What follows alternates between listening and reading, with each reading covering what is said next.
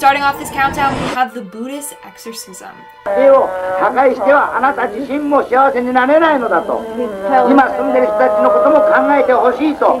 マダム・ローレンが今言ってるんです。ウォーレンが。わかる？ She has to let me be or she will not survive. In the early 2000s, the Warrens took a trip to Japan to check out these haunted tunnels that a number of people have died in. But while they were there, they were contacted to perform an exorcism on a woman named Teresa. This footage is very creepy. Not only is it actual footage of someone that is possessed, but you can also hear the demon in her voice reaching out to talk to Lorraine. In this clip I'm about to show you, Lorraine is trying to reach out to Teresa and get her to fight back against the demon possessing her. Hear me? Teresa, you hear me. You understand me. Teresa, leave. Leave, Teresa. Leave, dear. Leave. I'm here to help you. I'm here to help you, Teresa. Things take a turn when Teresa starts speaking in English to Lorraine.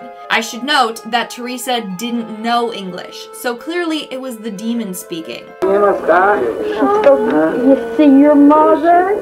Go with your mother, Teresa. Go with your mother. Go with your mother. Go with your mother. You see your mother? Do you see your mother? Yeah. Go with her. She sees her. Towards the end of the exorcism, Teresa starts lashing out towards Lorraine and others. We see her crawling around and growling like a demon and talking all raspy. I was here before.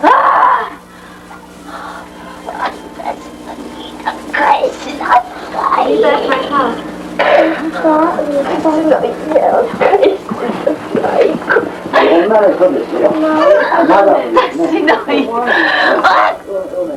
I guess the demon was really fighting back because poor Teresa was going through a lot at this point.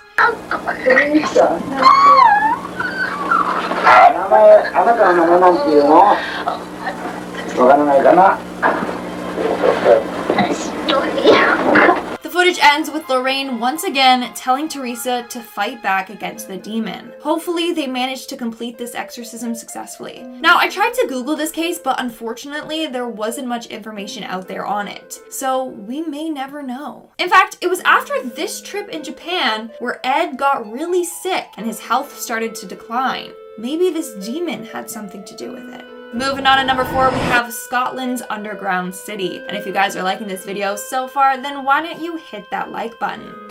And today, there still are. They're still haunted. Yes. There are people like you that see them. In fact, I've never seen them, but there are people that see these ghosts floating about. Mary King's been seen up here, and she's been seen down at the bottom. In 1996, Ed and Lorraine Warren visited Edinburgh in Scotland to investigate an underground city. The city was said to be haunted. In the video, you see an older tour guide telling them about the history of this underground city, how there used to be underground shops and stuff like that down there. At one point, he talked about getting bad vibes from being down there, and apparently Lorraine was sensing that as well. So that's when you get the funny feeling. I got funny feeling, all right. However, very bad feeling. One by one, they all died off until there was nobody left. It gets worse when he talks about how everyone died down there and there were just piles of bodies because there was no one left to get rid of them. Which is probably why the place is haunted. I mean, a number of people died there and didn't have a proper burial. Well, at one point in the video, Lorraine claims she hears a ghost walking by. Can't be. No. What are you hearing? Like the sound of people, of more than one person together walking by, and, you know, like heavy clothing rubbing against each other, that type of thing I could hear. I'm going home. And I could hear that, and I wondered, you looked, Frank, so I thought you heard the same thing. No, I didn't hear it. Yeah. That's not all. She started to pick up on another vibe. It feels like somebody is like squeezing your insides all together, actually. Squeezing the life right out of you. I have no clue how she wasn't scared to death experiencing all of that. Honestly, she was brave. It blows my mind. In our third spot today, we have the family in Connecticut. And no, this isn't the same as the family from the haunting in Connecticut case. Just apparently, Connecticut has a lot of hauntings. So basically, Ed and Lorraine Warren went to Connecticut to help a family whose home was being haunted by a spirit. What I'm about to show you is real footage from this case. Basically, it starts with Ed and Lorraine sitting at a table praying with the family. Then, Ed tries to make contact with whatever is haunting their house. Our Father who art in heaven, hallowed be thy name. Thy kingdom come. One knock for yes, two for no. Are you a man? Are you a boy? One knock for yes, two for no. Yes. Okay. Using that one knock for yes, two knocks for no method, Ed was able to find out more about this ghost. Most here is it? Is it? So the ghost was haunting their home and causing a scene because it didn't like the family's mother. But that's not the only ghostly thing that they managed to capture on camera. Later on, Ed asked the ghost to give them a sign, and then the kitchen chair moves on its own. Give me some sign. Is that you moving something? Give me some sign that you're here. I command you to reveal your identity. Yeah, no thank you. If that happened at my house, I would be out of there so fast. In our second spot, we have Maurice Theriault. If you've seen the movie The Nun, then you already know about a man named Maurice, or Frenchie. This guy was a hard-working farmer that ended up getting diabolically possessed. This occurred in 1985. Sometimes blood would randomly pour out of his body, like from his nose, eyes, and mouth. And he didn't know what was causing it. He also developed super strength and could randomly understand and speak Latin. At first, he went to the police for help, then a priest, and then finally Ed and Lorraine Warren agreed to help him. Now, he apparently went through a number of exorcisms. The footage I'm going to share with you is from his last exorcism. So the footage starts off with Ed asking Frenchie to lift up his shirt. Apparently, random crosses would show up engraved in his skin. At the front. See it up in the shoulder? Yeah. Move, yeah, you're in the way, right? Yeah. Okay, you're both in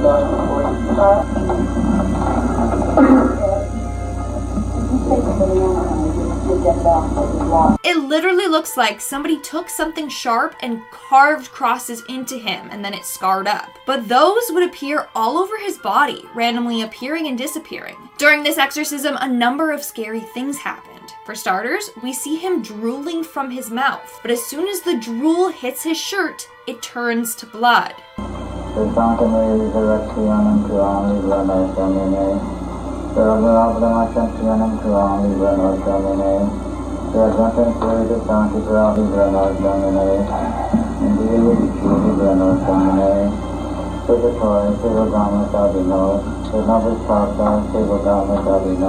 Then, at one point, we see Frenchie hunched over in pain. This is apparently because spirits enter people through their solar plexus.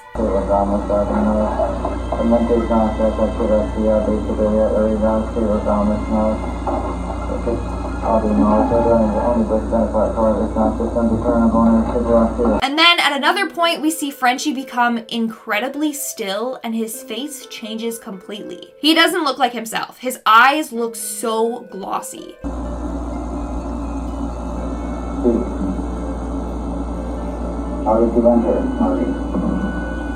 And lastly, we see a cut randomly appear on his forehead and start to bleed on its own, out of nowhere.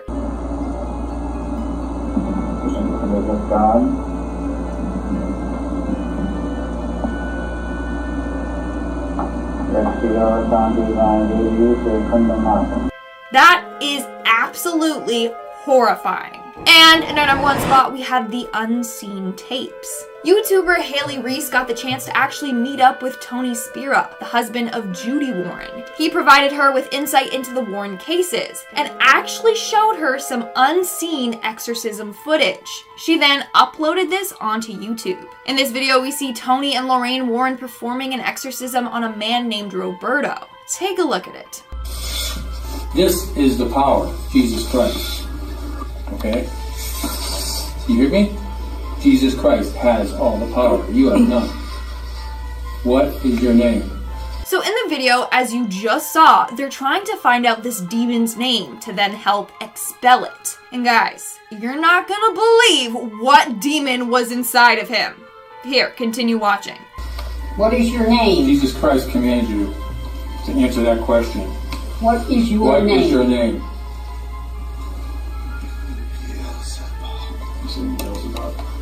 Beelzebub? Is that what you're saying? Beelzebub? This dude was possessed by Beelzebub. When I heard that, I literally got shivers down my spine. Like, holy. So for those of you that don't know, in Christian texts, the name Beelzebub is often associated with the devil himself. They would alternate between using this name and Satan. He is considered one of the 7 princes of hell, and he is associated with the sin of gluttony. In other texts, he's described as the lieutenant of hell. He's second in power to Satan. It's crazy, but hold on. He wasn't just possessed by Beelzebub, but by other entities as well. What other entity is inside you? God is commanding you. In the name of Jesus Christ, and all the saints, and all the martyrs, and all the angels command you to answer that question. What is it? Abaddon. I genuinely don't know how they stayed so calm as this dude lists all the demons possessing him. The video went on and they found at least 4 demons were inside of him. They then asked the demons why they were possessing Roberto, and they replied with power. Why are you in Roberto? Why are you there with Roberto? Jesus Christ doesn't like demonic spirits within a human spirit. Jesus Christ hates demonic spirits to be within a human being. You know that? You hate Jesus, huh? I don't know about you, but that creeped me out. It is terrifying. Starting off this countdown, we have the ghost in the photographs. In this footage, we see Ed and Lorraine Warren discussing a number of cases where they caught photographic evidence of ghosts. The show was hosted by Tony Spira, the Warrens' son-in-law. The first case they talk about revolves around a woman named Gail Martin, who we also see here. Basically, Gail moved into a house and for the longest time, nothing spooky happened. Then one day, she was out digging in the backyard and gardening. Her husband took a photo of her doing so, and when it developed, you could see a white silhouette of a ghost. Years ago it was taken. There it is. Here it is, Tony. Now, you see that Gail is higher than that woman. Then we have a second photo taken of Gail on the same day. And again, we see the same ghost in the shot. Now, as you notice, Gail turns around and Gail is smiling. And because her husband is saying something funny.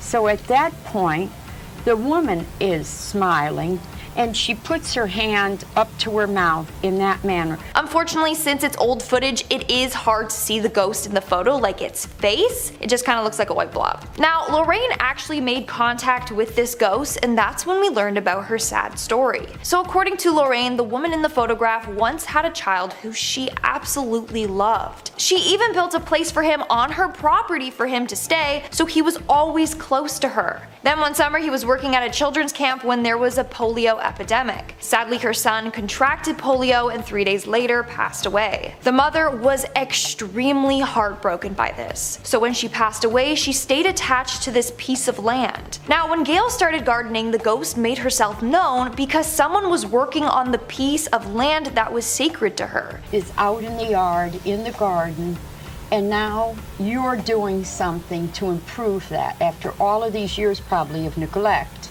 now you're going to be fixing it. And I believe that that is the reason she's there.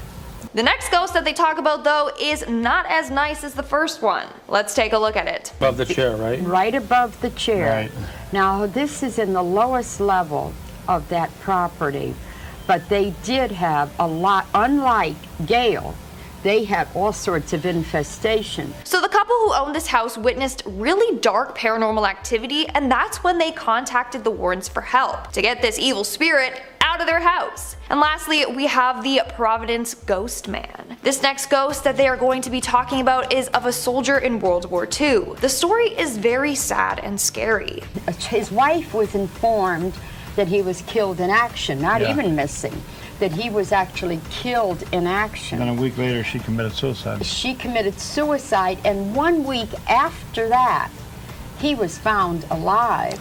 That is just heartbreaking. His wife literally took her own life thinking her husband died, when in reality, he was just missing in action. Both of the ghosts are said to be attached to that home still. In fact, no one has moved into that home since. If you look at the top right of this next clip, you'll see the ghostly image of this man. No one ever occupied that cottage again. Now that looks like a man.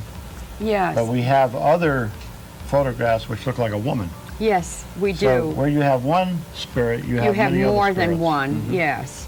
Moving on to number 4, we have the cursed objects. And if you guys are liking this video so far, then smash that like button because it really helps us out. Many of the objects in this room here have had dire effects on people. People have been maimed, have been killed. People have wound up in mental institutions because of many of the things they write in this building here. Now let's head on over to the Warrens Occult Museum. In this interview, Ed talks about how dangerous their museum really is and the number of people that have died or have been severely harmed after visiting it. Raggedy Ann doll, which was responsible for the death of a young man who came in here one time, who challenged the doll to do its worst, and it did. Then you have a detective who was almost killed right in this room that we're standing in. Now, the Warrens had a strict set of rules. They told visitors not to touch anything in the museum whatsoever. This is because their aura mingles with the object's aura and it can easily latch onto them. Next thing you know, you're bringing that demon home with you. Anyways, this is the process Ed will take you through if you do end up touching anything. If anybody touches anything in this room, their aura mingles with the aura of that object, which is very evil. I would then tell them to close their eyes. I would vision them in what we call a Christ light, make the sign of the cross over them so they take nothing out of here. That's just a precaution that I always use. As cool as the museum sounds, you'd never catch me there. In fact, according to Tony, when he arrived with the camera crew, the spirits were upset and decided to shut off all the lights on them to tell them that they were upset. Well, we were starting to film, you mean, just as Rob was coming to us to start the interview, every single light went out. Every single light went out without any kind of jolting, just died. And then, what, 2 minutes later it came back. That was a warning to get out of here. So I think it's just about 9 o'clock at night. I think it's time. And we should leave. The way that Ed said that gives me the creeps. Like, yeah, it's time for you to go. The demons want you gone. Yikes. In our third spot today, we have the Warrens Museum. Again. The Warrens Museum is just filled with cursed and deadly items that literally could kill you. In this next video, you'll see just how dangerous and scary the museum really is, if you didn't pick up on that already. You'll be taking a look at one particular doll called the Shadow Doll, or Doll of Shadows. And there are many what we call death dolls here. The doll you see here was made through black magic rituals. It's called a Doll of Shadows. Now, why is it called a Doll of Shadows? We'll take a look at it. This doll is absolutely terrifying. Like, if you thought Annabelle was bad, this doll is 1,000 times worse. It has human bones here and there and animal parts all over the body. You notice the nails in here and the tooth sticking out. Well, these are all feathers from crows and whatever. But this, I can tell through psychometry and through how it was made, that it was made with evil purposes. So yes, this doll is composed of human bones and hair and teeth. The owner was using it for dark rituals, and in the end, the doll became possessed by a very powerful and malevolent demon. In fact, the way in which this doll was used is horrifying. Now the purpose is this, that they take a picture of this doll, they send it to you, and they put the curse on the back. You take it and you look at it and you laugh at it, but it's not a laughing matter. Because once you see the image of the doll, it can be projected telepathically to you in your dream state. Dolls like this have actually come into nightmares. Did you hear that? That is absolutely horrifying. But that's not all. According to Ed, this doll has killed a number of people in their sleep. These images of these dolls can be so frightening that they've actually stopped people's hearts during the dream state. Ed then goes on to tell how they got possession of the doll. So a couple ended up getting it for sale at an antique shop. The antique dealer practically gave it to them because it's cursed. But eventually Eventually, they began to experience intense and horrifying nightmares. They later found out they were having identical nightmares, and one night the husband woke up with huge gash marks on his back. The following night, it was not only scratch marks, it was claw marks, and very frightening. And they knew of us. They called me up. I went out there, and they said, "Take this doll, please." The scariest part? The doll can never be destroyed. You see, you must be very careful with a doll like this. You can never destroy it. If you destroy it, you could have things occur to you that would be harmful. Because the spirits that are within the doll then are freed. Where do they go? To the one that destroyed their home. And this is their home right here. In our second spot, we have the real-life vampires. According to Ed and Lorraine Warren, vampires are real. Ed, I'd like to ask you about vampires just to start right off. Are there such a thing as vampires, and can you tell me an example of one? Positively. Vampires do exist, what we call human vampires.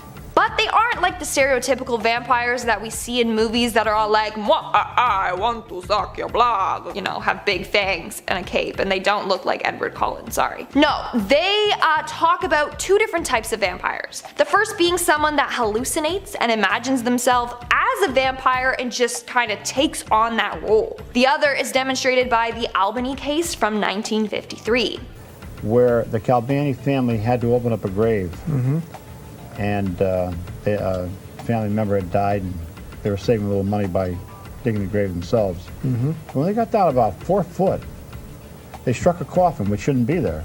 It was their private plot. He goes on to say that the coffin was of antique nature. They opened it up, and there was a perfectly preserved man in there. And inside was a man about 45 years old. And he was fresh to the touch as though he had just been buried.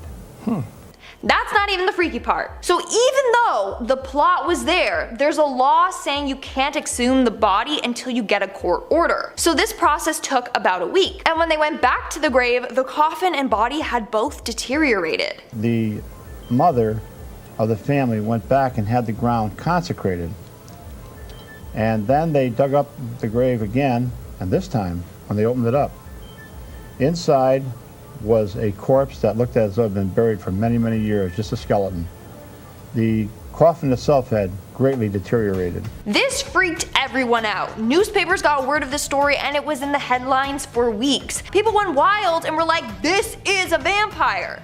And they were right. According to the Warrens, the man in the coffin was a sorcerer and user of black magic and also a vampire. He had put himself into a catatonic state.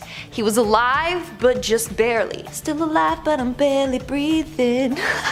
And then at night he would leave the coffin with his astral body and find his prey. His astral body was being connected to his physical body by something Ed refers to as a silver cord. So no matter how far he went, he could still make it back to his body. But while the physical body is still alive, there's a silver cord, a supernatural cord, that emanates from the physical body to the astral body. No matter how far away that astral body goes, if you go 3,000 miles, that cord would still be attached. It's only when that cord, that supernatural cord, is broken, that death comes to that physical body. So somehow that cord got broken, and maybe that was when the woman got the land consecrated. And that's why the next time they went to the body, he was just bones. Now, you're not gonna believe this next part. I mean, it's hard for me to believe, I'm not gonna lie. So this vampire dude didn't arise from his tomb and go around biting people's necks to suck their blood. No, no, no. And he would go in search of blood, but he would not bite into anybody's neck. He could take the blood through what we call teleportation, apports. Now today, of course, with all the ways that somebody could get blood, a vampire doesn't have to attack anybody to get that blood. So vampires literally could be real and among us. They just can get blood sneakier ways, like maybe they work at a blood donation center or a hospital or something. Ever think of that? The Warrens did. And in our #1 spot today we have Annabelle the doll. All right, I think one of the most famous would be Annabelle. This is a Raggedy Ann doll that's made like thousands of other dolls, except that this doll was used in communication, almost like having a seance. In this next interview with Ed and Lorraine Warren, they talk all about Annabelle the doll and her origin story. So story goes that a young nurse received the doll as a gift from her mother. She lived with a fellow nurse. The two worked together and lived together. Well, one morning the nurse brought down the doll while they were eating breakfast and placed it on a chair at the table. This was meant to be a joke like, oh haha, she's having breakfast with us. But the next day she did the same thing. She brought the doll down to the kitchen table and sat her down at a chair. And the next day she did this until something terrifying happened. But the third morning, they're talking to the doll, and the arms of the doll are on the chair like this. Suddenly they went up and onto the table. Now this didn't frighten them. This intrigued them, to the extent that the one nurse said to the other one of the nurses knows a medium. Let's ask her about this. I'll bet you there's a spirit in that doll.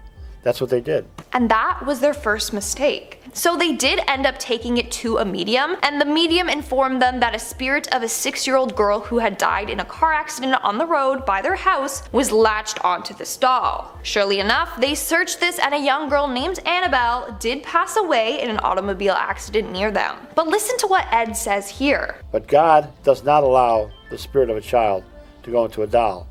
This was a demon who was posing as that little child to create sympathy to these two young women, which it did.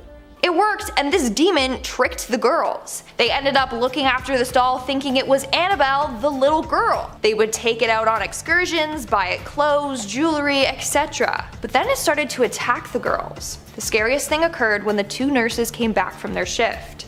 They'd come home after midnight, put the key in the door, unlock the door, and who do you think is standing there? The Raggedy Ann doll. Standing there. Now that doll has flimsy legs. If you try to stand it up, you can't. Hearing Ed say this just sent shivers down my spine. Literally. Just imagine going home and seeing that doll standing perfectly upright. The doll later went on to attack one of the nurse's boyfriends by choking him out in his sleep. I dreamt that that doll was strangling me. He had marks on his throat. Was it psychosomatic? Well, let's see. But wait, there's more! The boyfriend ended up picking up the doll and throwing it across the room, and Annabelle did not like this. Picks it up and throws it right across the room. You're nothing but a rag doll. You couldn't hurt anyone. With that, Tony, 7 psychic slashes appear on his body. Wow. Now, we've seen these kind of slashes. We've filmed them. These slashes come from nowheres. The blood came right through his shirt. Then finally, Ed and Lorraine Warren got involved and took Annabelle to their museum. Starting off this countdown, we have the haunted house. In this clip, the Warrens talk about a haunted house that they visited and the creepy things they encountered while there. According to them, someone in the house was using an Ouija board and it opened up a bunch of doors to the spirit world, and that's how it got haunted. Plus, the house was 50 to 60 years old, and for some reason, ghosts like to haunt old houses. Communication, Tony.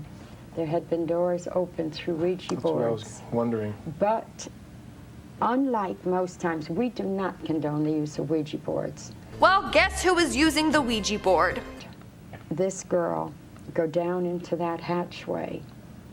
It was horrible. Both Jennifer and I, at that point together, said, we cannot go. Then there was a boy, and the boy was 8 years old. Now that girl was coming over to care for that boy. So the young boy and his babysitter were using the Ouija board in the cold cellar and let the spirits into the house. So apparently back in the day, 3 women used to live in the house along with their mother. While they were living there, they were haunted by a ghost that was killed back in the day. They would see apparitions of this young girl smiling. At first, it was just the mom that would see the ghost, but then one of the other women started seeing the ghostly girl as well. In one case, she actually spoke to her. Then she actually walked over and sat on the bed.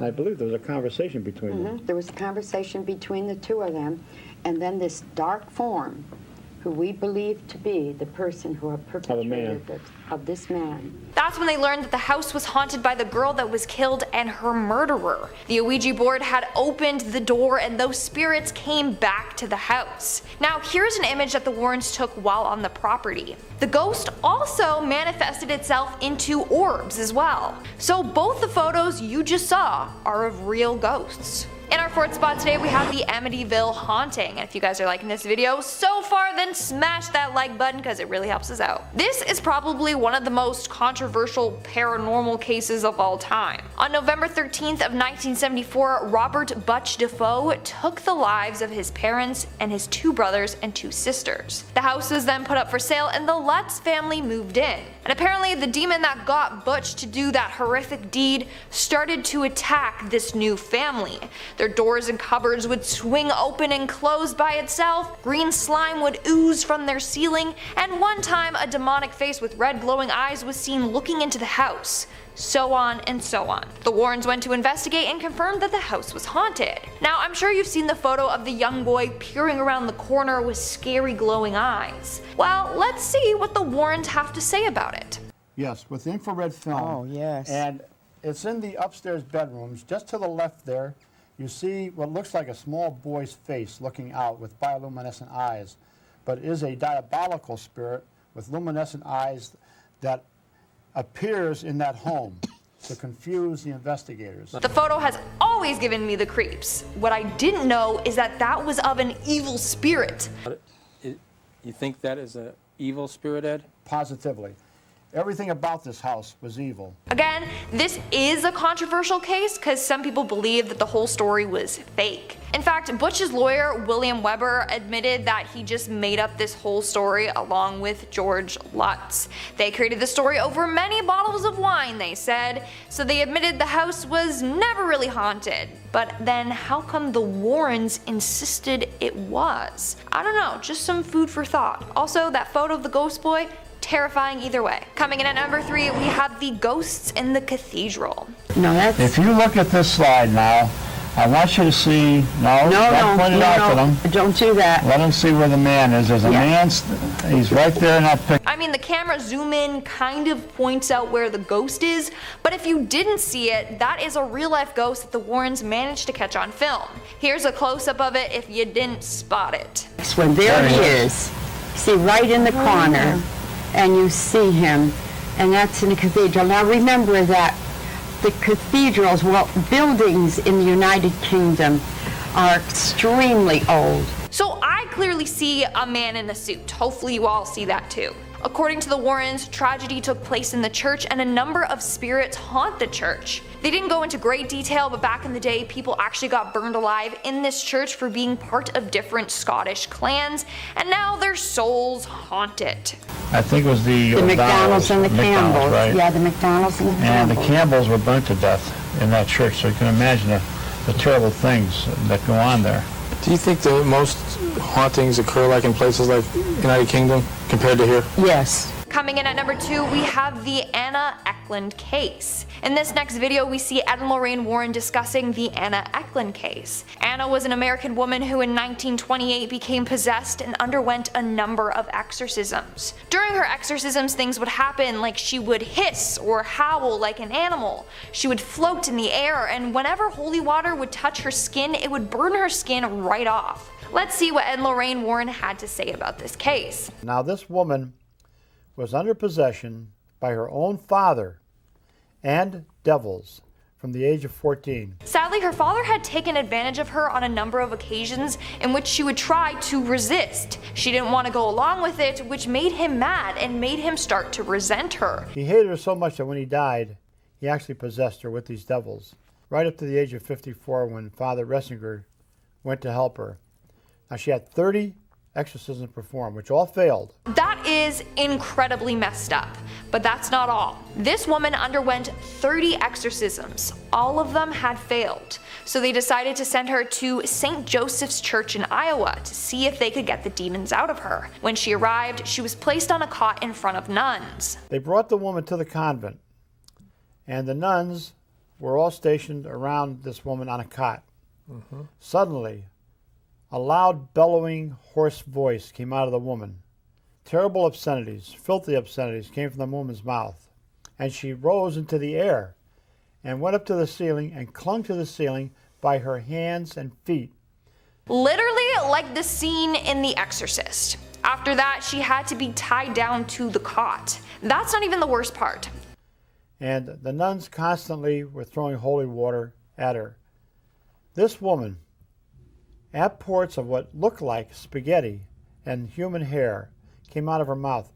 That is absolutely disgusting, and apparently she would throw up 20 to 30 times a day. Not only that, but it stunk so bad that the nuns had to take 15-minute shifts with her or else they would fall ill. Imagine how horrific it must have been to be there with Anna and performing this exorcism on her. And in our number one spot today we have The Exorcism. The footage I'm about to share with you is footage of a possessed woman going through an exorcism.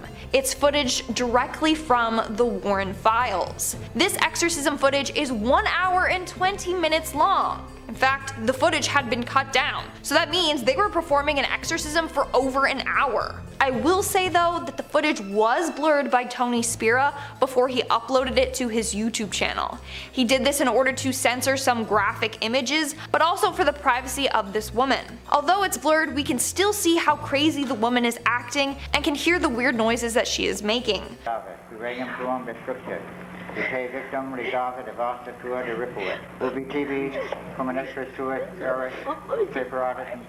So you can see the woman trying to fight back against the demon that is possessing her, and she's crying out in pain from having this demon fighting to stay in her body. Are you alright? She says he's over there. The devil?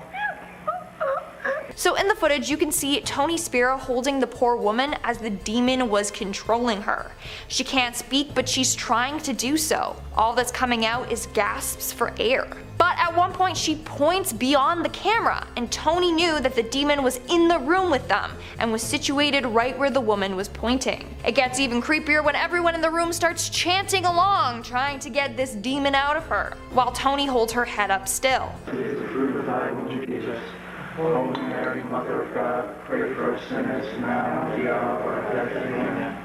It's scary, but it's also really sad. The poor woman was going through so much pain and suffering. Starting us off in at number 5, psychic photos. If you're a fan of our channel, you may remember a video that we did on the eerie objects and artifacts that you can observe at Ed and Lorraine's Occult Museum in Connecticut. Well, here they go into detail about one particular type of creepy object that they have a handful of at their museum: psychic photographs. So what are psychic photographs? According to Ed Warren, a psychic photo is a phenomenon in which a camera, being an impartial witness, captures a ghost on film. But the crazy thing is that the image that you see of the ghost is one that it projects itself, an image of what it believes it looks like.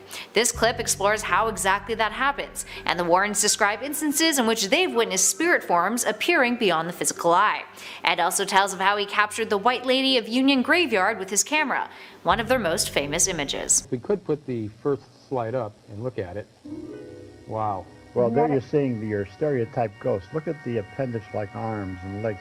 You know, when you see these little cute ghosts that are painted and drawn on Halloween, this is your stereotype ghost right here. And at number 4, the Amityville House. This piece of footage, published by Mysterious World, features Lorraine Warren retelling her experience at the Amityville House. The Warrens in the past had gone to the famous Amityville House. It's one of their most famous cases. It's the place in which a man named Ronald DeFeo Jr. shot and killed 6 family members of his in 1974. And a year later, a new family, the Lutz family, had moved into the residence, only to be terrorized by a violent demonic presence.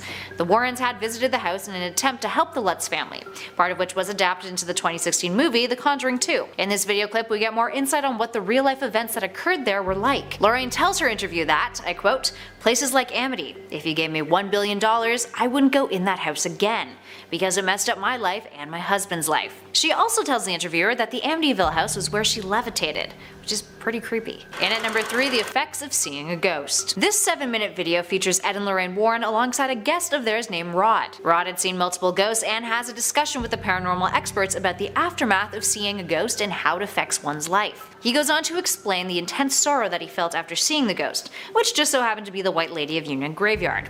He experienced night terrors, was extremely upset, and had excessive tremors for months, reoccurring whenever he was reminded of the event. Ed goes on to explain that the sadness that Rod felt is something called radiotelethesis, which happens when a human picks up on the emotions of a spirit when they have a close physical encounter. The fact that something like this could occur to any individual is pretty darn creepy. A good friend of mine had died, and a couple nights after that, sitting in my bedroom, I saw the figure of a woman in front of my windows. So my bed was on this end of the room and my windows were there. And from the light coming in, I could see a woman sitting looking out my bedroom window, and where the window ended, that's where the figure ended. And at number 2, the Borley Rectory. The Borley Rectory is said to be one of the most haunted places in the UK. A nun had been buried within the walls of its church, and once found was moved to a nearby graveyard. But ever since, there's been some serious haunting. According to this video though, Ed and Lorraine have been to that location over 200 times. Talk about courage. The duo discussed their first experience at Borley Church in 1976, with Lorraine saying that the investigator that she was with, who was very skeptical to begin with, was assaulted by a spirit, claiming he could not breathe, and that something was pushing him. Later on, they listened back to the audio that they were recording while they were there. Lorraine said that you could hear a woman's voice over his screaming, saying the words, "Hit him, hit him." And finally, in at number 1, poltergeists. In this clip from a documentary, Ed and Lorraine talk about poltergeists and their dangers. It features a clip of them that they recorded with a family in Connecticut dealing with a poltergeist, with the family's face blurred out in order to give them privacy. It starts off with the group saying prayers, and then Ed tries to communicate with the spirit.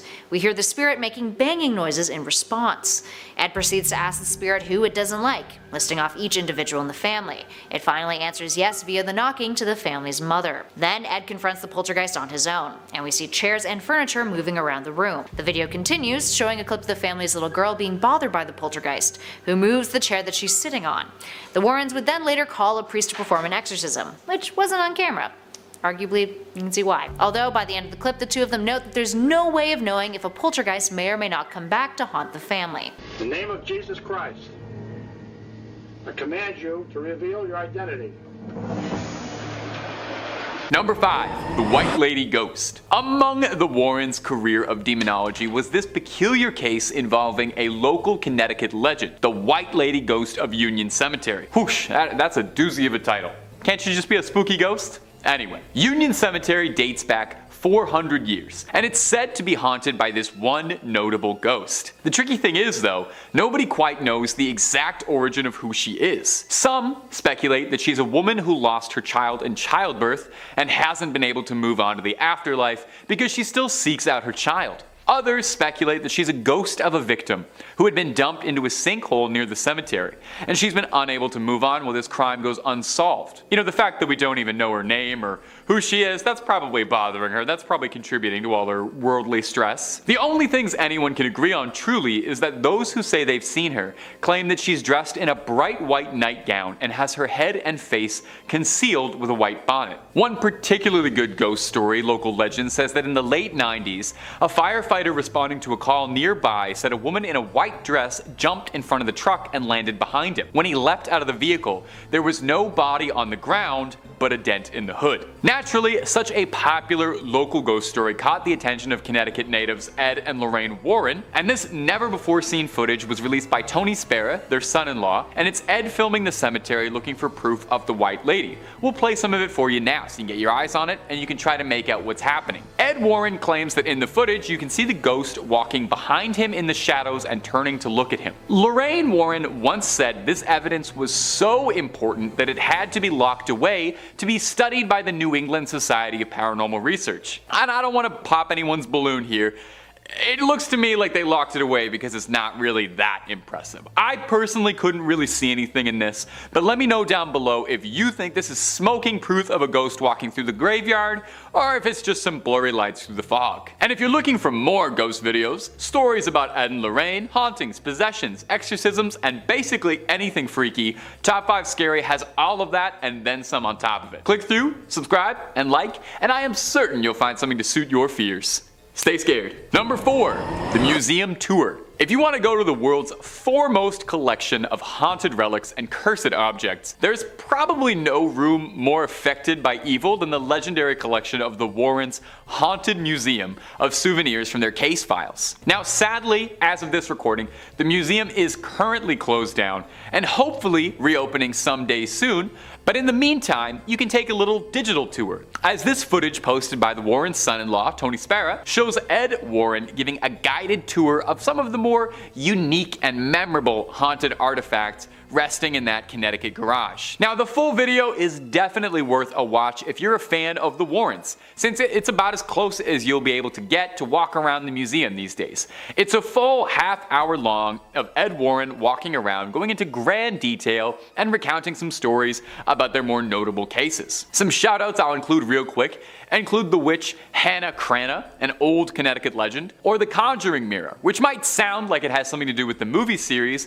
but actually refers to a bizarre case where someone used the mirror in a ritual to try and summon a demon and ended up inviting a poltergeist into his house. Ed talks briefly on some of their favorites, their cursed dolls and toys, such as a dinosaur from the Devil Made Me Do It case. And of course, no visit to the Warrens Museum could possibly exclude mention of Annabelle, who's basically the star attraction of the place and probably why anyone knows who the Warrens are and what keeps the lights on for so long. Annabelle is shown under a tight lock and key as Ed goes over her history of how they brought her in and first found her and how they eventually contained her. He touches briefly on her protocol, how she has to always be locked up in a storage box behind glass, surrounded by rosary beads and doused in holy water in an effort to keep the evil inside of her tucked away. And just a quick little small aside here from me. If a spirit is so powerful and so malevolent that it's able to possess a doll, and contain unspeakable evil and attack humans, how is it thwarted so easily by a little bit of glass? I mean, I guess it's still a doll, it doesn't get demon strength, but I didn't know the solution for dealing with demons is the same way you deal with like a dog that's being kind of troublesome. You just put something around them until they can behave. Anyway, moving on. Number 3, an exorcism. To some, the ultimate paranormal dream would be getting to ride shotgun with the Warrens on one of their cases, getting to experience the paranormal firsthand under the tutelage of those who have battled it their whole lives. It would be like if Obi-Wan Kenobi picked you up on some backwater desert planet and asked if you wanted to go on a great adventure with him. It would be awesome. Well, some people get to live their dreams every day. Like me, you know, my dream was to stand in front of a camera and talk about ghosts all day long. A YouTuber by the name of Haley Reese got the rare opportunity to meet Tony Spera, the husband of Judy Warren, daughter of the family, and Lorraine Warren a bit before she passed away, and she got a blessed look into some never before seen footage of the pair of demonologists conducting some field work, namely an exorcism. Now the person being exorcised, their name is Roberto, but they've been blurred out to protect their safety. Demon possession is one thing, but doxing is a whole other. We see Lorraine and Tony both fiercely conducting an exorcism, locked in a spiritual battle against the forces inside. We hear Tony asking for the demon's name repeatedly, not just because he's a friendly guy, he seems like he's pretty friendly, but because to properly drive a demon out of a host, you need to know its name. Well, just listen to what he answers with, it's gonna shock you. Beelzebub. Now there's a bit of discrepancy whether or not Beelzebub and the devil are considered different entities, depending on the text you're reading or the mythology. Sometimes they are, sometimes they aren't.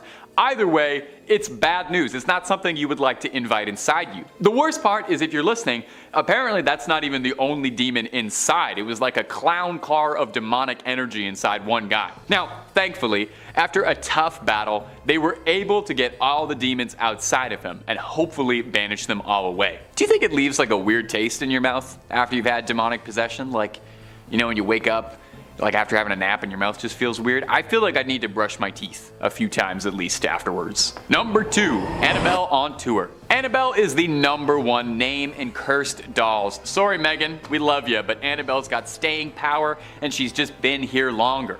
More movies too, although on a side note, I'm hoping they make more Megan movies. As such, Annabelle has become quite popular, with a lot of demand for the cursed toy, despite the fact that, you know, she's got a demon inside of her and is apparently very evil, and she should be kept under proper lock and key.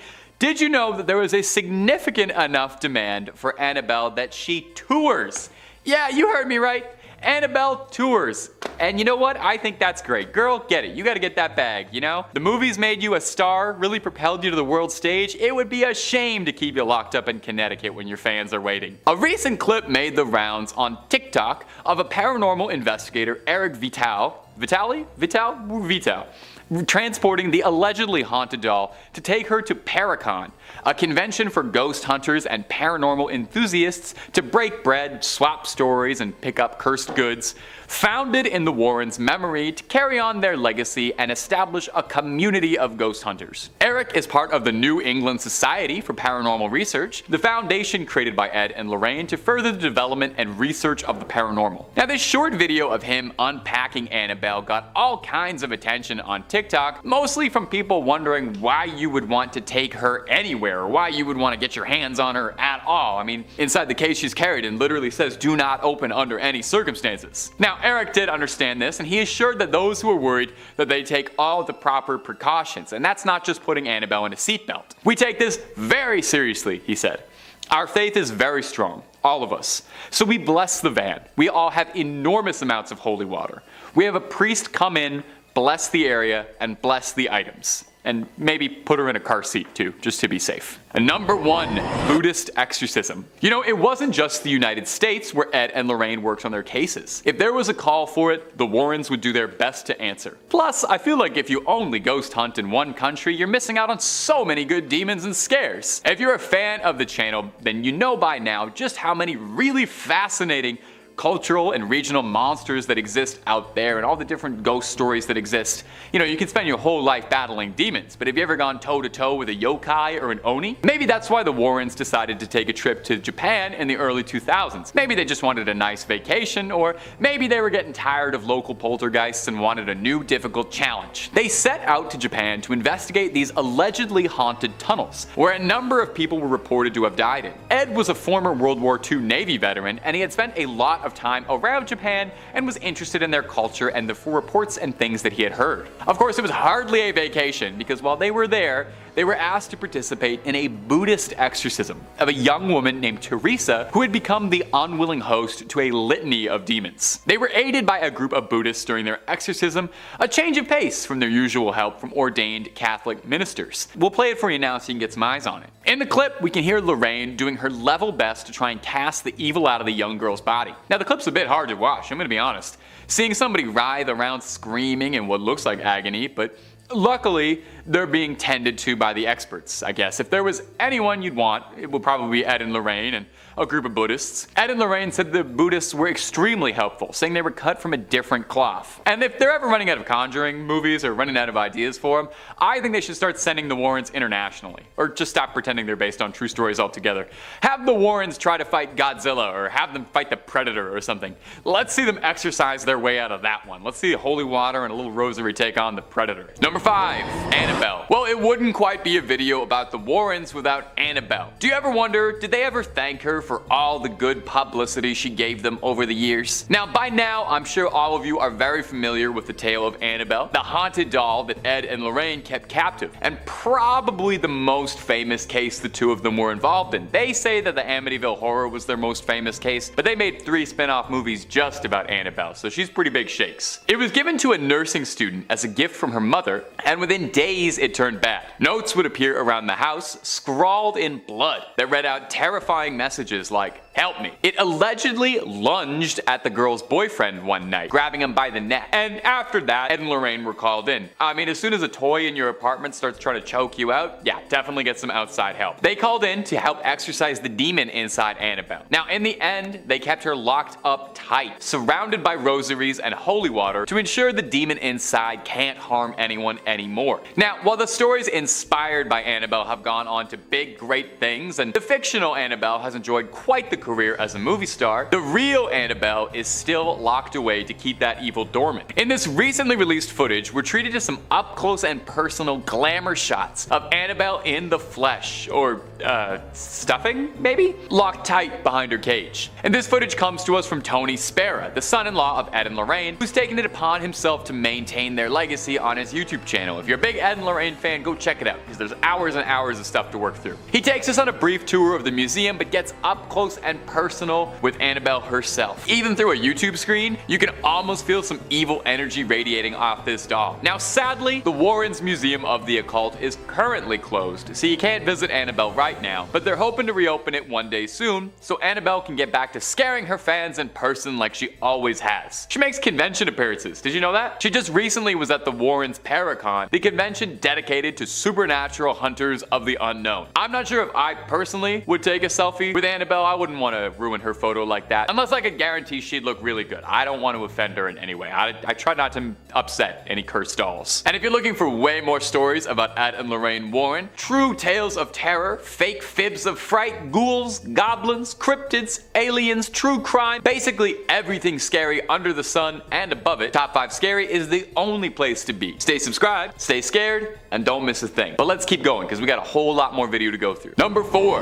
Under Scotland. Now the Warrens' investigations did not just take them on road trips all over the United States. Now the Warrens might have visited a case in almost every state and then some. The Warrens' journeys saw them traveling all over the globe in an effort to uncover truths and combat evil wherever it was found. In this recently posted footage, we get to see a unique perspective from the Warrens, focusing on Lorraine Warren digging around underground in the secret vaults beneath Edinburgh. Under the ground is a series of large cavernous vaults that were once used as a storage space for merchants, but when abandoned became home to Edinburgh's lowest and poorest, who began to make it their dwellings. Probably really nice, what with no daylight, musty air, a thriving rodent population, and hey, for the right price, that honestly sounds better than most apartments in Toronto. Because of this, the vaults were the perfect place to conduct a little nefarious business, if you know what I mean. You know, all sorts of nasty crimes that aren't fit to discuss on YouTube. It's believed that 2 of Edinburgh's most prolific criminals hid bodies here before taking them to medical schools to sell off. So, because of its grim history, it's no surprise that people believe the vaults to be haunted, claiming they feel watched or touched when walking through them. So when supernatural weirdness happens, the Warrens are soon to follow. This one's actually pretty cool. It's kind of like going on a ghost tour from your own home. First person, making you feel like you're exploring those subterranean depths with her. The real highlight though is the guide, who's this very geriatric Scottish man who seems to know the tunnels very well. If I ever take this tour, I need to insist on my guide being an old Scottish man who I almost can't understand. That seems like the most appropriate and trustworthy way to go ghost hunt. Now they didn't find anything too much on this investigation, but while in there, Lorraine claims that she can feel something communicating with her long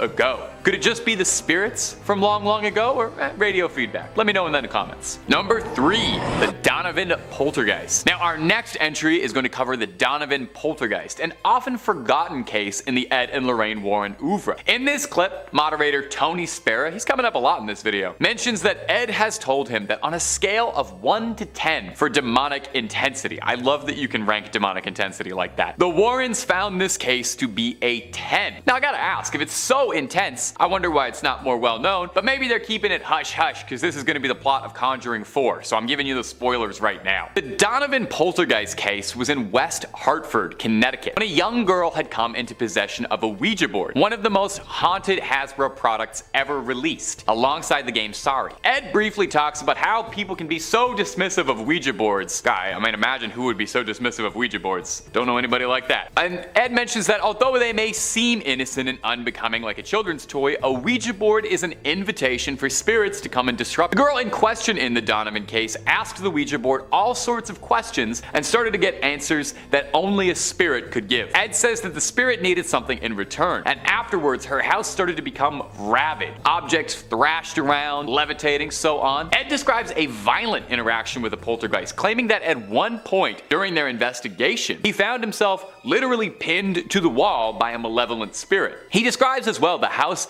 being pelted with rocks from the sky and objects vanishing. Imagine the size of the umbrella you would need if it's raining rocks. This definitely sounds pretty extreme, all things considered. They claim that they would watch things dematerialize in front of their very own eyes, as if Mr. Scott was teleporting them away on the Star Trek transporter. Now eventually, Ed describes getting in contact with a priest to perform an exorcism on the cursed house, freeing the family from spectral torment. me. Stay tuned to see if that's going to be the plot for Conjuring 4. I'm almost pretty sure. Number 2, the Japanese tunnels. Among the many accolades and achievement in his career before he was a ghost hunter, Ed Warren was a veteran of the US Navy and served in the Second World War and spent a good amount of time stationed around Japan. As such, from a young age, he developed an interest in Japanese folklore and the yokai and spirits that go with it. So naturally, they had to take a trip out east to go investigate some spirits there. They took a trip to Nagoya to investigate an apartment building that allegedly was being haunted by the floating head of an ancient samurai warrior. That's unnerving. I've heard of headless ghosts. I've even heard of nearly headless ghosts. But I think this is the first time I've heard of a ghost that was just a head. I think that honestly might be way scarier, just seeing a head like floating around down a hallway, but that's just me. Now, this wasn't the sole focus of their journeys though, they had more going on. The two of them also sought out an exploration of Japan's haunted tunnels, a tunnel where 200 people were allegedly buried alive after an avalanche during a typhoon trapped some 200 souls inside and made the tunnel their grave. Local reports would claim that the people would hear the screams of the damned late at night. So Ed and Lorraine visited it, and they both said it was terrifying and claimed that walking through it was freezing, the coldest thing either of them had ever experienced. Ed said a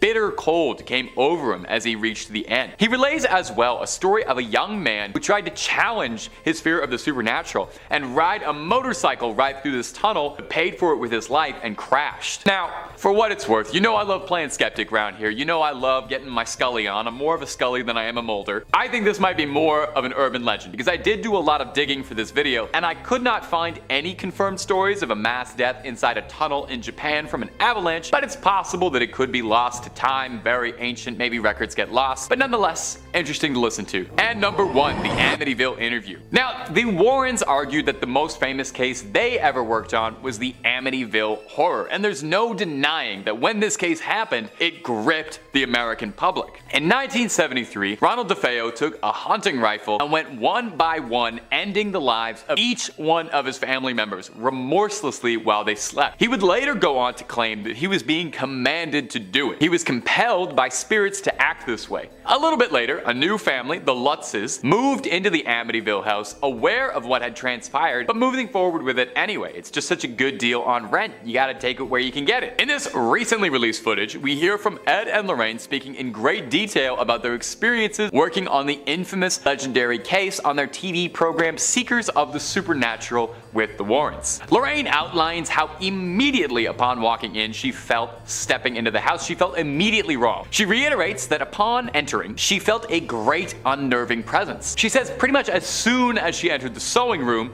she turned to the homeowner and said, "I hope this is as close to hell as I get." That's raw. The sewing room allegedly is where a focus of the haunting was, where the hundreds of flies apparated, where the spectral voices were heard telling people to get out. They speak as well of how they brought a reverend with them in the investigation who felt a physical slap in his face walking in. And if you're looking for more details about the Amityville case, the movie from the 70s and the movie with Ryan Reynolds, both pretty good retellings of the story. Ed goes on to address allegations that the Amityville case was a hoax, saying he offered a $3,000 reward for anyone who could prove to him that it was faked. Later in life, the lawyer representing Ronald DeFeo claims that the entire haunting story was a concoction he made up with the Lutzes over a bottle of wine in an effort to get a retrial for his client and drum up a bit of book business for the Lutzes. No word if he ever ended up getting $3,000 out of Ed. So whether or not the story really happened is one thing, but I think we can all agree the folklore that has come out of it is interesting enough and is a definitive part of the greater American mythos, this classic haunted house story. And it's entertaining nonetheless. In our 5th place position, we have my favorite creepy doll, Annabelle. Back when I was in high school, I actually got to portray her in a local haunted house, which was the beginning of my scare acting career. Hey, I promise I am quite terrifying if I want to be.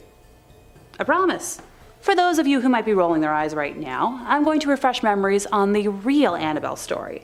So feel free to cozy up and listen. Donna and Angie were student nurses and good friends who had decided to room together while in school. And for Donna's 28th birthday, her mom had gifted her a very large Raggedy Ann doll, something she was thrilled about. Personally, I'd react the same way. Let the record know that I'm always down to accept gifts of dolls or plushies. Soon after adopting the precious doll, Donna started to notice some weird behavior. She would leave Annabelle in her bed every morning behind her locked bedroom door, seating her the same way with her arms and legs crossed, and would come home at night to Annabelle having moved moved rooms and in positions that weren't possible. She's described a few instances of the doll kneeling, and speaking from experience, stuffed dolls can't kneel without falling for more than a few seconds. Donna and Angie then started finding notes left throughout the apartment, written on parchment paper in red pen.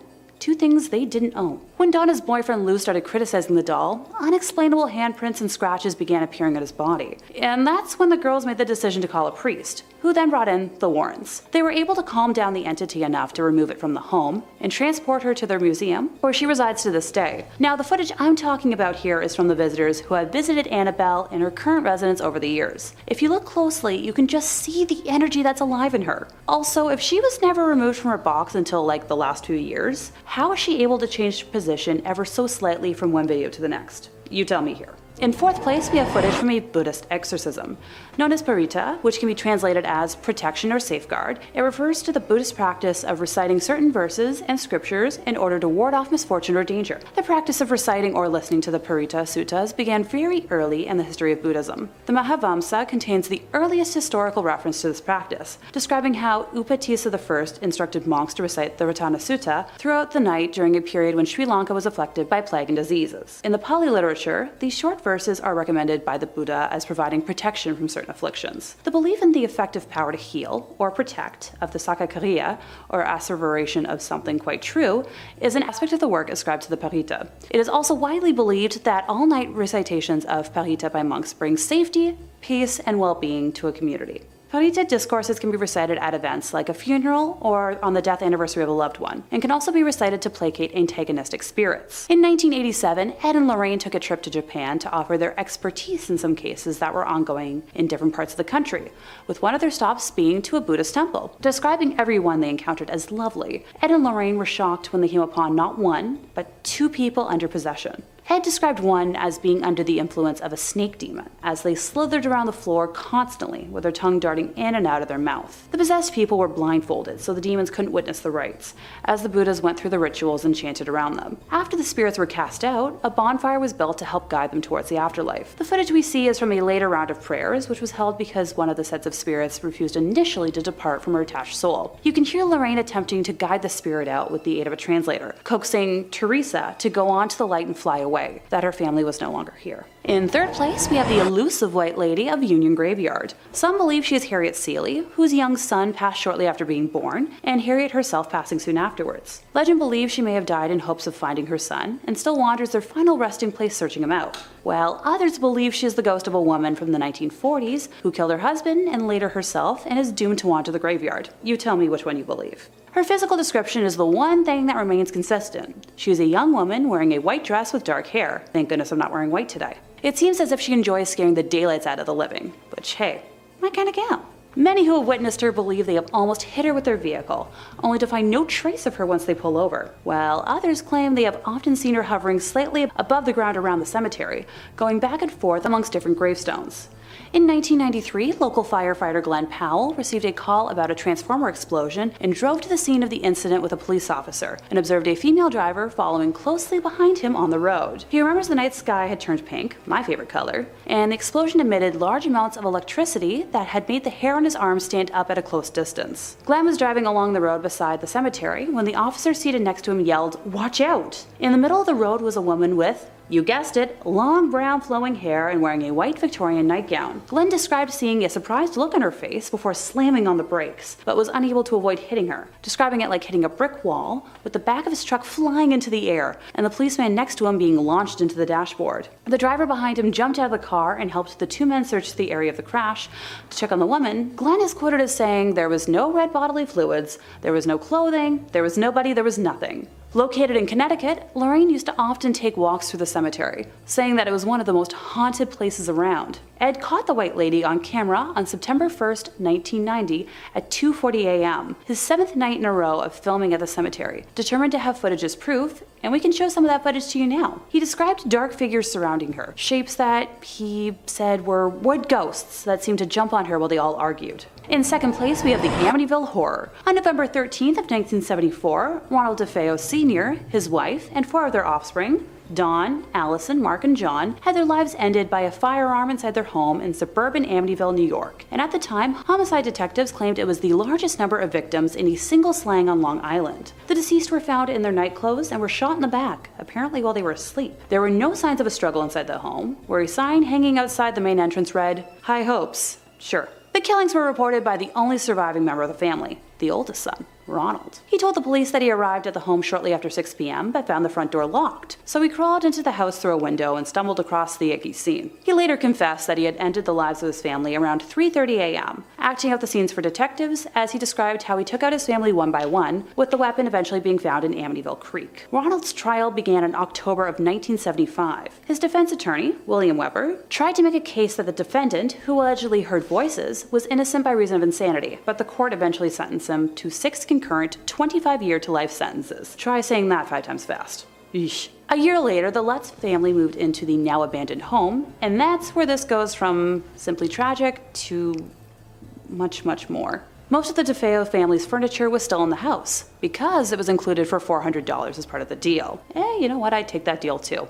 A friend of George Lutz, the father of the family, had learned about the history of the house and insisted on having it blessed, and at the time, George was a non-practicing Methodist and had no experience of what this would entail. Kathy, the mom, was a non-practicing Catholic and explained the process to him. George knew a Catholic priest named Father Mancuso who agreed to carry out the house blessing. He arrived to perform the blessing while George and Kathy were unpacking their belongings on the afternoon of December 18th, 1975, and went into the home to carry out the rites. When he flicked the first amount of holy water and began to pray, he heard a masculine voice demand that he get out. When leaving the house, the priest did not mention this incident to either George or Kathy until December 24th, when he called George and advised him to stay out of the second-floor room where he had heard the mysterious voice, which happened to be the former bedroom of Mark and John DeFeo that Kathy had planned to use as a sewing room, but the call was cut short by static. Following his visit to the house, the father allegedly developed a high fever and blisters on his hands, similar to stigmata. At first, George and Kathy experienced nothing unusual in the house, but the horrors that happened over the next 28 days were awful for the Lutz family, bearing witness to slime pouring out of their walls, strange odors throughout the home,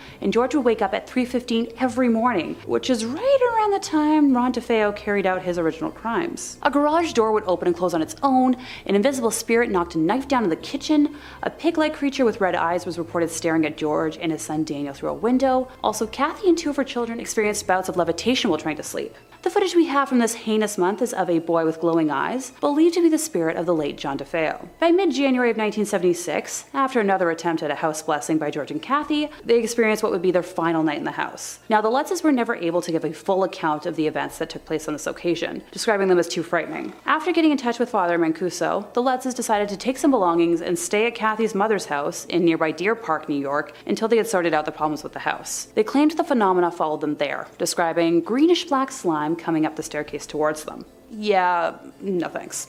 And finally, in first place, we have footage of an American exorcism. While the video is blurred out on YouTube to protect the identity of the poor girl, I personally think it's up there as one of the most frightening things I've ever seen. At an hour and 20 minutes long, it depicts a Catholic bishop in Connecticut attempting to converse with a demonic entity that has possessed the body of an innocent young woman, while her family restrains her. Ed and Lorraine were the ones to alert the church to the possession after meeting her during an audience chat session that was held at the conclusion of one of their public presentations. During portions of the exorcism, when prayer is done, you can hear the demon acting wildly, and it originally refuses to give its name, both of which are quite common in cases of demonic possession. Eventually, we learn that there are 4 demons possessing our victim, with one of them identifying themselves as Robert, which happens to be a name associated with the son of Satan. I'll let a snippet roll now, allowing you to hear the woman for yourself. And that's the end of this list, bringing me to my regular motto: don't mess with spirits, don't mess with Ouija boards, and for the love of everything, let demons be. Trust me, I love spooky things and reading spooky stories, but it's so not worth it to bring that kind of hell into your life. Random human beings are scary enough as it is. Number 5, Annabelle. Well, it just would not be the Warrens without Annabelle. She's easily the most famous thing in their collection, and let's be real, she's probably one of the most famous dolls on the planet. You know, Barbie, Annabelle. Do you ever wonder if they ever thank her for all the good publicity she's given them? By now, I'm sure if you're watching this video, you know the story of Annabelle, the haunted doll that they kept captive, but I'll run it by you again in case you don't. It was given to a nursing student as a gift from her mother, and within days, things started getting scary. Notes would appear around the house scrawled in red liquid that read out terrifying messages like, help me, allegedly lunged at the girl's boyfriend one night, and well, after a doll comes alive and lunges at you, you call some help, and then Ed and Lorraine were called in to exorcise the demon inside Annabelle. In the end, they keep her locked up very tight, surrounded by rosaries and holy water to ensure the demon inside can't harm anyone anymore, and they keep her locked up except when they wheel her out for publicity events and take her to conventions. While Annabelle has enjoyed quite the career as a movie star, the real Annabelle is locked away to keep the evil dormant. In this footage, we're treated to some up close and personal glamour shots of Annabelle in the flesh, or stuffing, I guess, locked tight in her cage. The footage comes from Tony Spera, the son-in-law of Ed and Lorraine Warren, who's gonna get mentioned a whole heck of a lot in this video. He takes us on a brief tour of the museum, getting a real up close to it. Even through a YouTube screen, you can feel some evil radiating off this doll. Now sadly, if you're a big Warren superfan and you want to go check out the museum, unfortunately it's closed right now, but they are hoping to reopen it. So one day Annabelle can get back to scaring her fans in person like she always has. When I said before that they take her out to conventions, that wasn't just me being snarky, it's real. She just recently was at the Warrens Paracon, the convention dedicated to supernatural hunters of the paranormal. You can line up, take a photo with Annabelle. I'm not sure if I'd take a selfie with her though. I don't know. It might look good on a Tinder profile, maybe? I'm not sure. And if you're looking for way more Ed and Lorraine content, true tales of terror, fake fibs of frauds, cryptids, ghosts, ghouls, goblins, aliens, pretty much anything scary under the sun and above it, well, you already know Top 5 Scary is the place for that. Make sure you stay subscribed. Please ring that little bell to the side so you get all of our videos when they upload. But do that at the end of this video, okay? Because I got 4 more pieces of Ed and Lorraine footage coming up for you right now, baby. Number 4, the museum tour. Now, if you wanted to go to the world's foremost collection of haunted relics and cursed objects, there's probably no storeroom full of curses more than the legendary collection of the Warrens Haunted Museum of Souvenirs. Now, like I said just a second ago, the museum is currently closed as of the writing of this video, but they are trying to reopen soon. You know, cross your fingers. But in the meantime, you can take a digital tour, as this footage posted by the Warrens' son-in-law, Tony Spera, shows Mr. Warren giving a guided tour of some of the more unique haunted artifacts resting in the Connecticut garage. Now, the full video, definitely worth a watch if you're a big fan of the Warrens, since it's as close as you'll be able to get to walking around the museum these days. It's a full half-hour long of old Ed going into grand detail and recounting some stories about some of their more notable and famous cases. Shoutouts include the witch Hannah Cranna, an old Connecticut legend, or the Conjuring Mirror, which might sound like it has something to do with the movie, but very confusingly refers to a case where someone used this mirror in a ritual to try and summon a demon, a different demon. Ed talks briefly on some of their many cursed dolls and toys, such as a dinosaur from the Devil Made Me Do It case and film, and of course, no visit to the Warrens Museum would exclude Annabelle. She's the star attraction of the place, probably what keeps the lights on for so long. She's shown under a tight lock and key, and Ed goes over the history of how they brought her in, and he touches briefly on the containment protocol for her, how she has to always be locked up in a storage box behind glass, surrounded by rosary beads and doused in holy water, in an effort to keep the vile spirits tucked away. A small question: if a spirit is so powerful and malevolent that it's got this unspeakable ancient evil that attacks humans, wouldn't it be stronger than a pane of glass? Wouldn't it be stronger than a thin little thing of glass? I guess it's a doll, but I didn't think the solution to ultimate evil was to just put like a fence around it. That's what you do when like a dog is getting into stuff that you don't want them to get into. You just fence them out a bit in the backyard. Dogs, haunted dolls. Okay. Number 3, the Shadow Doll. And coming in at the number 3 spot for today is going to be this footage of the Shadow Doll. When you first enter the Warrens Haunted Museum, be it digitally or physically, one of the first things you'll see is this frightening little doll, affectionately dubbed the Shadow Doll. The Shadow Doll, that's fun to say. It's made of bird feathers and real human teeth. Lovely, those are some of my favorite ingredients. Now, it's currently owned by Tony Spera. He offers a bit of insight into the doll's history, saying it was originally acquired at an antique shop where it was sold with the owners of the shop completely oblivious to the doll's cursed energy. I don't buy that at all. What do you mean oblivious to the doll's cursed energy? Somebody came to you and sold you a doll made of bird feathers and human teeth, and your first instinct wasn't to douse the thing in holy water and kerosene for good measure? I know pawn shops ain't exactly the classiest place around, but you gotta have some standards, right? You gotta be able to recognize evil. There are very few dolls with human teeth that aren't evil. Sparrow claims the doll has an insidious curse inside it. Oh, wait, no, sorry, the Warrens weren't insidious. Anyway, the curse says that if you take a photograph of the doll, and when it develops, you write a curse that you'd like to inflict and then send it to your victim. The person who then opens the envelope and sees the photo of the doll will invite the curse into your home. The doll is also capable of some dream magic like Freddy Krueger and can even stop your heart while you're asleep if Mr. Warren is to be believed. And I know what you might be thinking. Did you just curse all of us by showing us this footage and pictures of the doll? No, of course not. I toss a salt circle around the camera before I film anything just to make sure no residual curses pass through the internet. I will say though, I have heard some pretty credible rumors that you're more susceptible to be cursed if you don't like, comment, and subscribe after watching a video, so I honestly would say on the safe side of things, you should do that. And on another side note, having done a lot of research on the pair of these two, I cannot stress how many haunted dolls and toys these people had. They had like the world's scariest Toys R Us in their backyard. Number 2, Scotland City under the city. Now, the Warrens' investigations didn't just take them on cross-country road trips in the United States. The Warrens visited a ghost in almost every state they claim, and then some. The Warrens' quest saw them traveling all over the globe in an effort to uncover truths and combat evil wherever it was found. In this recently uncovered footage, we can see a unique perspective from Lorraine digging underground in the secret vaults beneath Edinburgh. Under the ground is a series of large, cavernous vaults that were once used as a storage space for merchants, but when abandoned became home to Edinburgh's poorest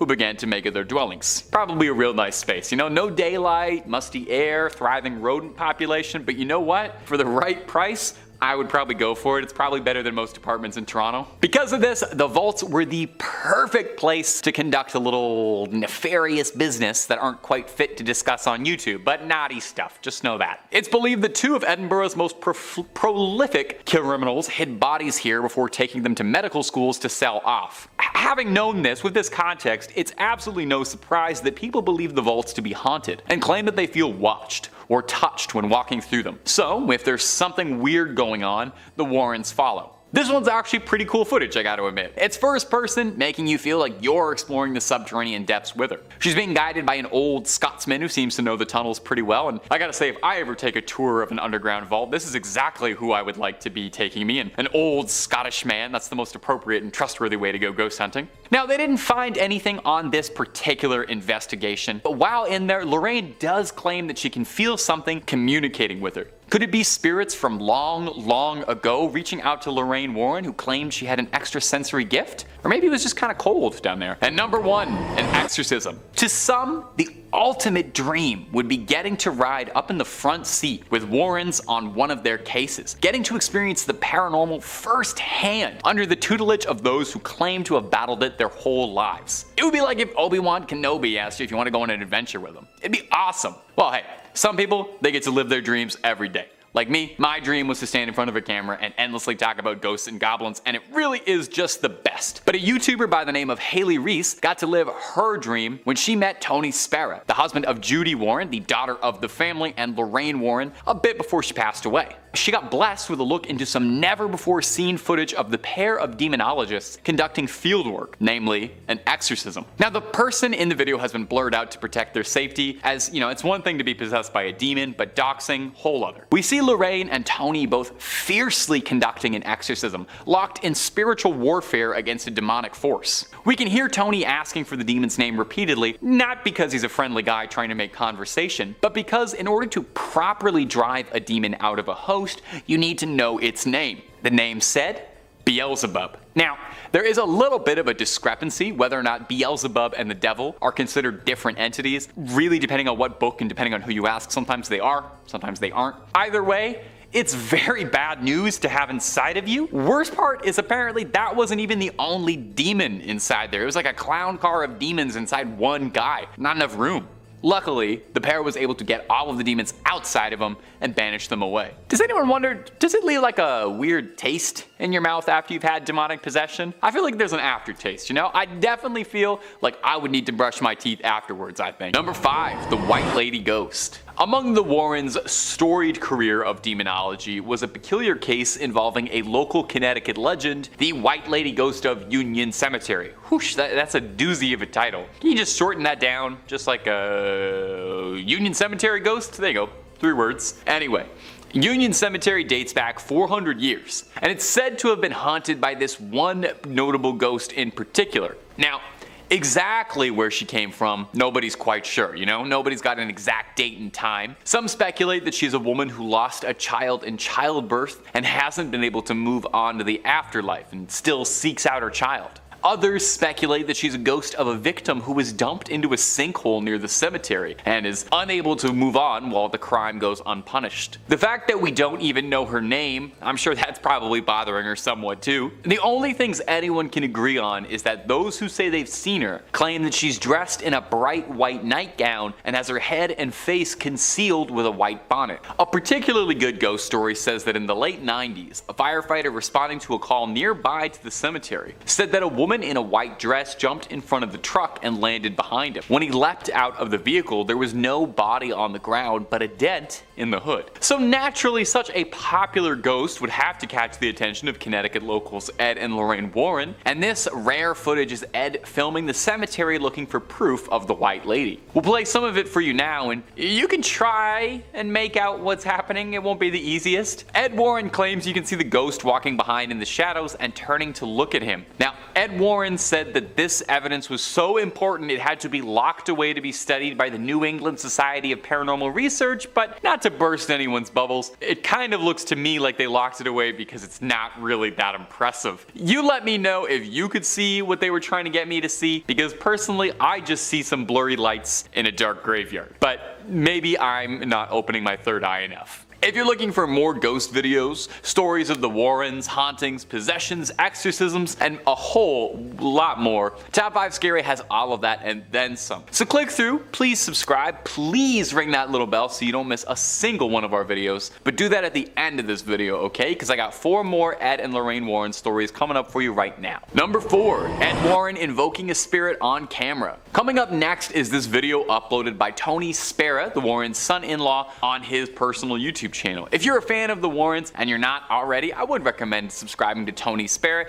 He puts all sorts of Warren related clips up on the channel and it's fun. Now, it's hard to say much about this particular video because it was uploaded without a whole lot of context. The video doesn't really mention a date, a location, or a case, or anything else like that. It's a bit troublesome because the Warrens have said to have worked on hundreds of cases over the years, so this could be any one of them, or maybe it's just one of the lesser, less exciting cases that got pushed to the side. They can't all get made into movies, Now, in the video, we can see Ed filming what looks like a fairly normal 70s living room, although the room is definitely haunted. You can tell right away from that liminal yellow wallpaper color. You can hear Ed Warren yelling out the name of Jesus Christ in an attempt to provoke the spirit into appearing. It's said that during an exorcism, to get a spirit or a demon or a ghost to reveal itself, you need to invoke the name of Jesus Christ, put a little fear of God into him. After about a minute of some serious invoking, it seems like Ed is finally getting through to the spirit because we see the table and chairs slide across the ground as if they're being pushed backwards by some incredible invisible force. Now,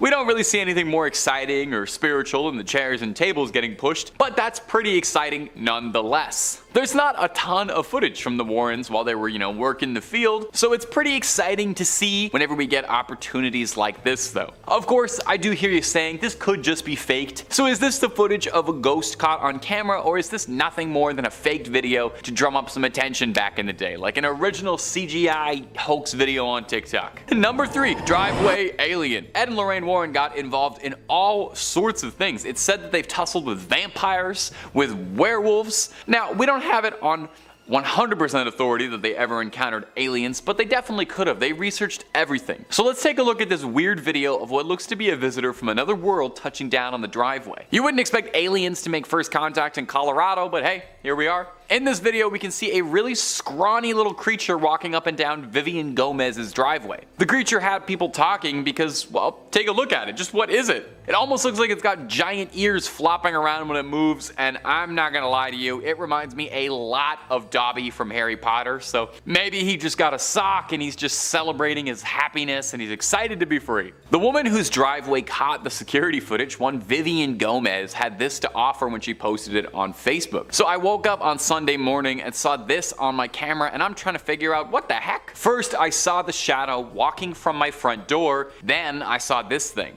Has anyone else seen this on their cameras? The other 2 cameras didn't pick it up for some reason. Sadly, her security camera only films for about 10 seconds or so this is the only footage that she was able to capture of this mysterious driveway creature. Gomez clarified for everyone that whatever it was wasn't her son. Okay, we weren't thinking that, but now we're definitely not thinking that, because she doesn't let him out by himself that late, although that opens up a lot of questions. She saw something strange running around her driveway at night and considered the possibility that that might be her son. Like I said, I'm pretty sure the most likely possibility is that this is a freed house elf excited for the future, or a very confused alien. Could be an alien that just touched down. Maybe a Terminator traveling through time. That's why it looked naked. Gang, you let me know what you think what this mystery monster could have been down below. Number 2, Jharkhand. Coming up next is a clip out of India that went viral last year and captured the attention of paranormal enthusiasts, alien hunters, and skeptics alike. I like when you can get everybody all in together and like that. You see something weird on camera, we're like, is this an alien? Is this a ghost? Is this a demon? I'm not sure, but let's all take a look at it. A strange humanoid-like figure was spotted walking across the road in India, confusing everybody. Whatever it was filmed walking alone steadily on a bridge at night in Jharkhand in eastern India, staggering around through the night. Now the thing looks human, and my brain initially is like, yeah, that's a human. But the more you look at it, the more you start to wonder if maybe, just maybe, this might have crawled out of something. This creature is gangly, and it has these long arms and long pale white skin and very skinny, and it looks like something out of Silent Hill. Motorcyclists were swerving out of the way of this figure, which stops and stares at them for a bit before continuing to stroll onwards. Now naturally, this got people talking, because it's not every day you see a terrifying pale figure like that. More than a few people suggested that it could be an alien walking around the streets at night, explaining why it seems so confused. Others suggested that it could be a ghost, which would be pretty spooky. I would say it does seem like it's physically present. It seems like it's physically on the road, so I'm not 100% that it's a ghost. And finally, there's the realists, who have suggested that this could just be someone who had a long night and is lost and on all the substances right now, just trying to get a good night's sleep. As far as I know, no one has cracked this case, certainly not Ed and Lorraine Warren, so we may never have a satisfying answer. And number 1, the Buddhist Exorcism. It wasn't just the United States where Ed and Lorraine Warren worked on their cases. If there was a call for it, the Warrens would do their best to answer. Plus, I don't know, I feel like if you only hunt ghosts in one country, then you're missing out on just so many good demons and ghosts out there. If you're a fan of the channel, and I hope you are, then you know by now just how many amazing, interesting regional monsters, myths, and cryptids there are all over the world. You could spend your whole life battling demons, but have you ever gone toe-to-toe with an Oni or a yokai, something like that? Well, maybe that's why the Warrens decided to take a trip out to Japan in the early 2000s. Maybe they wanted a vacation and a change of pace, or maybe they were looking to challenge themselves. They set out to Japan to investigate these allegedly haunted tunnels, where a number of people were reported to have died in. Ed was a World War II Navy veteran and had spent a lot of time around Japan and was fascinated in their culture and the things that he had seen while stationed there. Of course, hardly a vacation, because while they were there, they were asked to participate in a Buddhist exorcism of a young woman named Teresa who'd become the unwilling host to a litany of demons. They were aided by a group of Buddhists during the exorcism, which is probably a change of pace from their usual ordained Catholic ministers. In the clip, we can hear Lorraine doing her level best to try and cast the evil out of the young girl's body. The clip is a bit hard to watch, and that's coming from someone who watches ghost videos literally every single day of his life. You're watching someone writhe around screaming in what looks like agony.